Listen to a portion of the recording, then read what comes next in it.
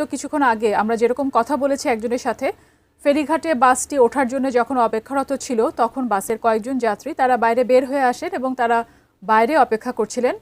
সেই সময় বাসটি আসলে এই দুর্ঘটনার কবলে পড়ে এবং পদ্মা নদীতে পড়ে যায়। ঠিক এরকমই আমরা একজন যাত্রীকে দেখতে পাচ্ছি। উনারা যেহেতু তখন বাইরে অবস্থান করছিলেন, সৌভাগ্যবশত উনারা বেঁচে গিয়েছেন।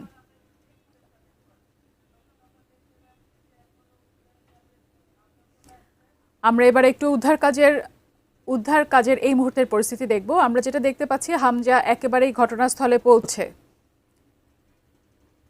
যদিও সন্ধ্যা হয়ে গেছে এবং অন্ধকার দেখতে পাচ্ছি, তারপরে সেখানে আমরা অনেক মানুষের উপস্থিতি দেখতে পাচ্ছি।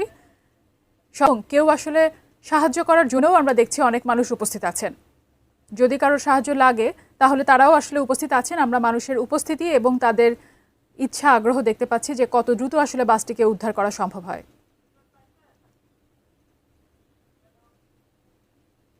অনেক সাধারণ মানুষ সেখানে উপস্থিত আছেন, তারা সবাই অধীর আগ্রহে অপেক্ষা করছেন।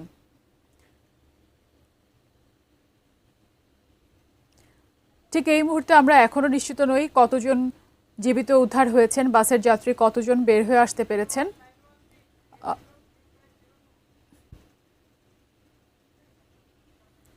কেউ কেউ বলছেন যে 17 জন উদ্ধার হয়েছে জীবিত, এবং সংখ্যাটি আসলে এখনো নিশ্চিত করে বলা যাচ্ছে না।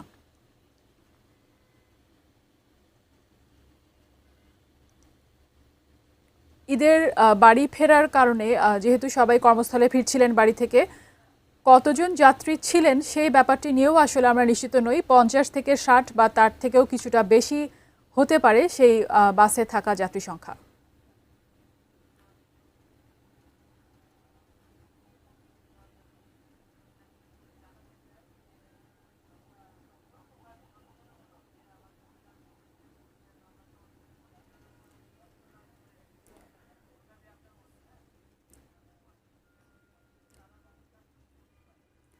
আমরা আমাদের আজকের এই খবরের মাধ্যমে, নিউজ বুলেটিনের মাধ্যমে দর্শক যারা আছেন তাদের সাথে পরিচিত, যারা আসলে সেখানে অবস্থান করছেন অথবা যাদের আত্মীয় স্বজন বন্ধু বান্ধব ওখানে অবস্থান করছেন, সবাইকে এই মেসেজটি দিতে চাই যে উদ্ধারকর্মী যারা সেখানে আছেন এবং যারা আসলে কাজ করছেন এই বাসটিকে উদ্ধারে, তাদেরকে যাতে আমরা কেউ কোনোভাবে কোনো অসুবিধার মধ্যে না ফেলি এবং সবাই যাতে সহযোগিতা করতে পারি, যাতে আমাদের এই উদ্ধার কাজটি আরও নির্বিঘ্নে আমরা সম্পন্ন করতে পারি।